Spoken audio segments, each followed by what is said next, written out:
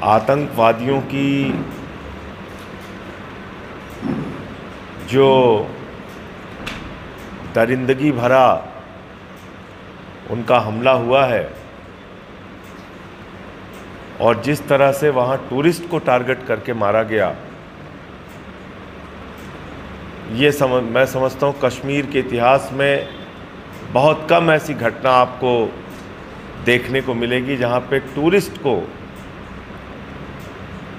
इस तरह से टारगेट करके उनको मारा गया। ये भी बात सामने आ रही है कि धर्म पूछ के मारा गया। इसका मतलब उन आतंकवादियों का मकसद देश में आतंक और दहशत फैलाना तो है ही, लेकिन वो लोग कश्मीरियों के भी खिलाफ हैं, क्योंकि जब टूरिस्ट टारगेट होंगे तो कश्मीरियों का रोजगार छिनेगा। जब धर्म पूछ के मारने की घटना होगी तो दो धर्मों के बीच में नफरत फैलाने का काम होगा। अभी तक जो जानकारी मिल रही है कि पड़ोसी देश पाकिस्तान के द्वारा प्रायोजित ये आतंकवाद की घटना है। मैं भारत सरकार से मांग करता हूं कि आतंकवादियों को उनकी ही भाषा में जवाब दीजिए। जिस तरह से उन्होंने हमारे निहत्थे निर्दोष लोगों को मारा है, उनको उन्हीं की भाषा में जवाब देना चाहिए। कल से मैं देख रहा हूं कि वहां पर स्थानीय लोगों का भी विरोध शुरू हो गया है। कश्मीर के लोग भी शांति चाहते हैं, इस तरह की घटना नहीं चाहते। एक हुसैन नाम के शख्स ने अपनी ओर से कोशिश भी किया कि हमारे मेहमान हैं, इनको मत मारो, और वो भी इस घटना में मारा गया। बहरहाल सबसे बड़ा सवाल ये उठता है कि इतनी बड़ी आतंकवादी घटना हो गई तो हमारी खुफिया एजेंसीज क्या कर रही थी? ये सीधे तौर पे खुफिया तंत्र के फेल्योर का एक बड़ा मामला है। एक क्षेत्र में 2000 से ज़्यादा पर्यटक हैं, वहाँ आतंकवादी पहुँच जाते हैं, गोलियों से भून के 28 पर्यटकों को जान से मार देते हैं। उनके जवाब में कार्रवाई करने के लिए सेना की तैनाती थी या नहीं थी? पुलिस की तैनाती थी या नहीं थी? खुफिया विभाग के द्वारा जानकारी दी गई थी कि या नहीं दी गई थी? ये कई सारे प्रश्न हैं जिसका जवाब केंद्र सरकार को और वहाँ के एलजी महोदय को, क्योंकि पुलिस उनके अधीन आती है, अभी भी वो यूटी है, तो उनको इसके बारे में जानकारी देनी चाहिए। प्रधानमंत्री जी भी अपना दौरा छोड़ के बीच में आ गए हैं, गृह मंत्री जी भी वहाँ पहुँच गए हैं। मैं केंद्र सरकार से मांग करता हूँ कि आप सभी दलों को विश्वास में लीजिए और एक विपक्षी दलों की बैठक बुला के इस पे आप क्या कार्रवाई कर रहे हैं या पूरी घटना क्या हुई है, कैसे हुई है, कहाँ फेलियर हुआ है, उसकी जानकारी देश के विपक्षी दलों को और उनके नेताओं को भी सरकार दे। और जो भी आप कार्रवाई करना चाहते हैं, इनको मुंहतोड़ जवाब देने के लिए, उसमें हम सब लोग आपके साथ हैं। लेकिन प्रश्न उठता है, जब हम लोगों ने बार बार कहा, चिल्ला चिल्ला कर कहा कि पैसे को प्राथमिकता मत दीजिए, भारत की सेना इस राष्ट्र का गौरव है, सेना की भर्ती में कोई हिला हवाली मत कीजिए। हमने बार बार इस बात को कहा कि सेना की संख्या कम मत कीजिए। कोई नेता जाके वहां पे बंदूक लेके भारत की सीमाओं की सुरक्षा नहीं करता, हमारे जवान करते हैं, वो लड़ते हैं वहां पे रहकर। लेकिन आपने 1,80,000 सैनिक भारत की सेना से कम कर दिए। 3 साल कोरोना में आप भर्ती नहीं कर पाए, कोई बात नहीं, उसके बाद आप भर्ती कर लेते। लेकिन एक तरफ आपने 1,80,000 सेना के जवानों की संख्या कम कर दी, दूसरी तरफ आप 4 साल के अग्निवीर की योजना लेके आ गए। अग्निवीर की योजना का विरोध पूरे देश के नौजवानों ने किया। हरियाणा हो, उत्तर प्रदेश हो, राजस्थान हो, बिहार हो, झारखंड हो, सब ने किया कि भाई जवानों के जिंदगी के साथ खिलवाड़ मत कीजिए, और ये 4 साल की नौकरी के बजाय जैसे उनकी भर्ती होती थी उस तरह से उनकी भर्ती की जाए। लेकिन आप नहीं माने। हमने बार बार आपसे कहा। तो लोग अपनी जरूरतों को कम करके भी प्रधानमंत्री का खजाना भरने को तैयार है, और भर ही रही है इस देश की जनता टैक्स के नाम पे खजाना। कम से कम सेना को कमजोर मत कीजिए, सेना की संख्या कम मत कीजिए, कम से कम ये अग्निवीर की भर्ती को खत्म करके जैसे सैनिक पहले भर्ती होते थे उस तरह की भर्ती कीजिए। तो ये विषय भी मैं चाहता हूं कि अब इतनी बड़ी घटना हुई है तो सरकार को इसकी ओर पुनर्विचार करना चाहिए। और कितनी घटनाएं हुई कश्मीर में वो मैं एक एक करके आपके सामने बताना चाहूँगा। 2016 में उरी में घटना हुई जिसमें हमारे सेना के 19 जवान मारे गए। 2016 में नागरोटा में घटना हुई और उसमें हमारे सेना के 7 जवान मारे गए। 16 में ही पैम्पोर में आतंकवादी घटना हुई, 8 सीआरपीएफ के जवान मारे गए।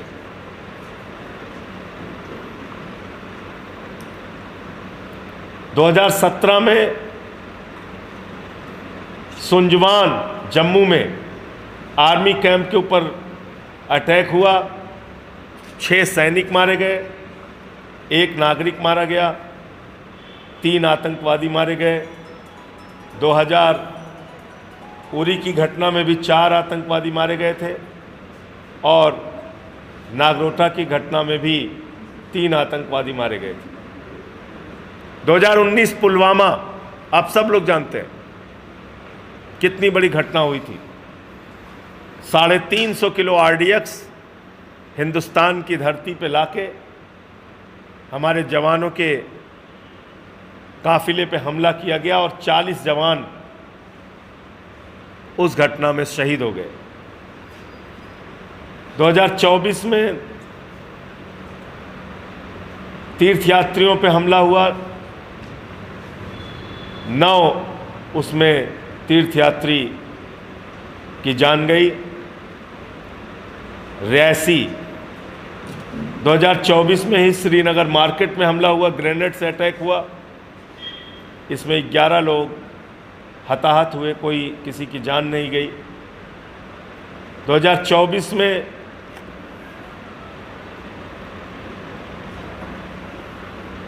रामबन में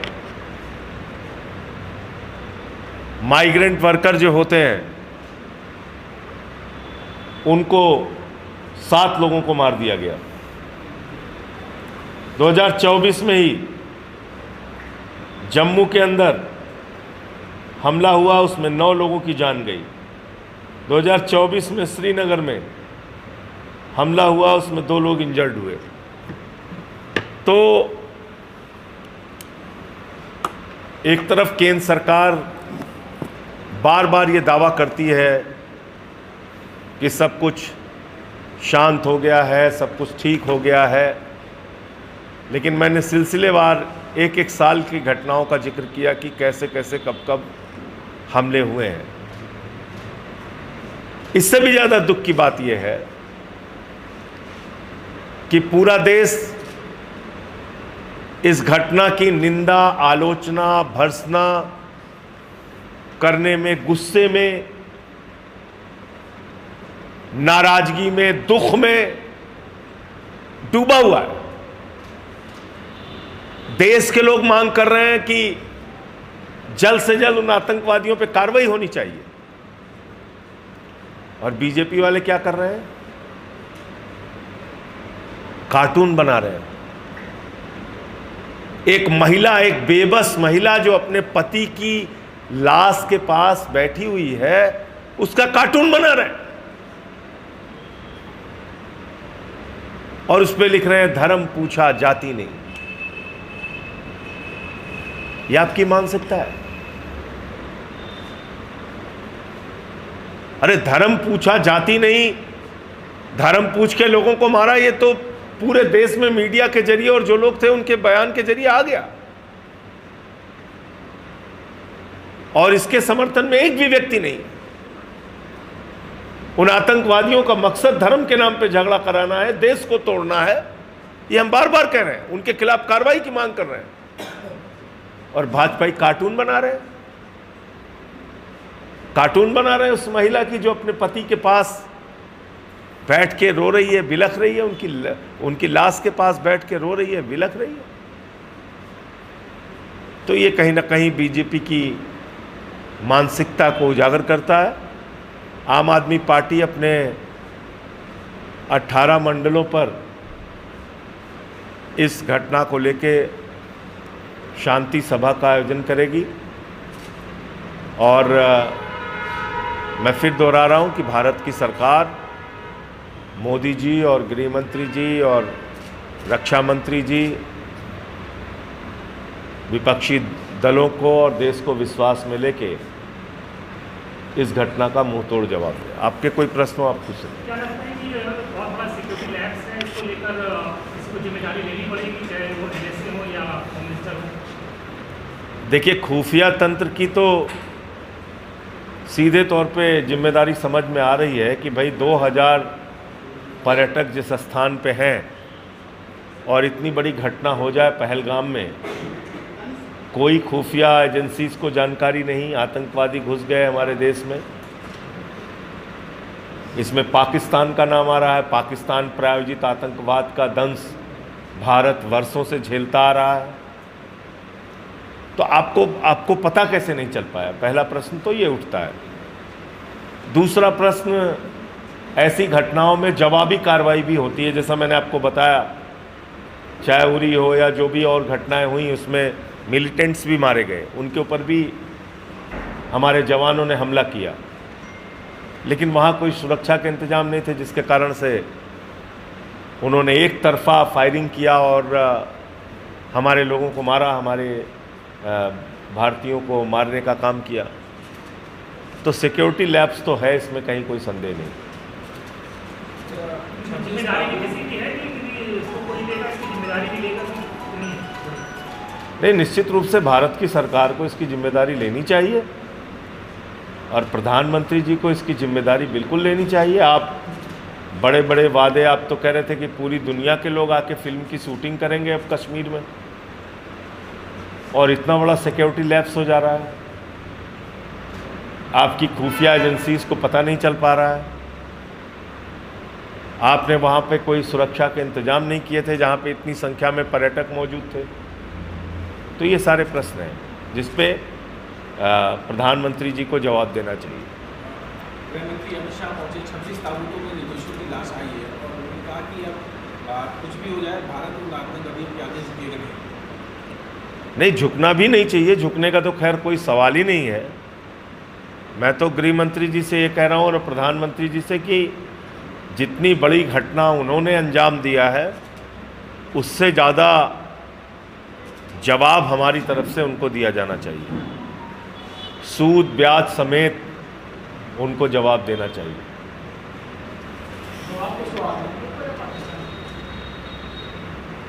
आतंकी अगर पाकिस्तान से प्रायोजित है और पाकिस्तान उन आतंकवादियों पे कार्रवाई करने में रोड़ा बन रहा है, तो कार्रवाई कीजिए आप, उसमें क्यों पीछे हैं?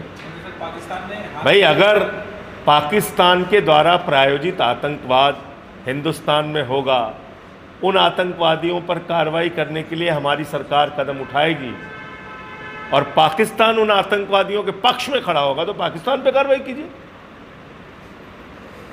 राष्ट्र की सुरक्षा, नागरिकों की सुरक्षा सर्वोपरि है। आप फिर साक्ष्य तो नहीं मांगने की पिछली बार?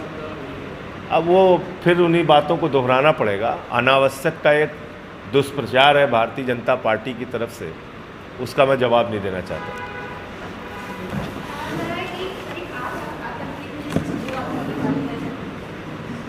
अब आने दीजिए ऑफिशियली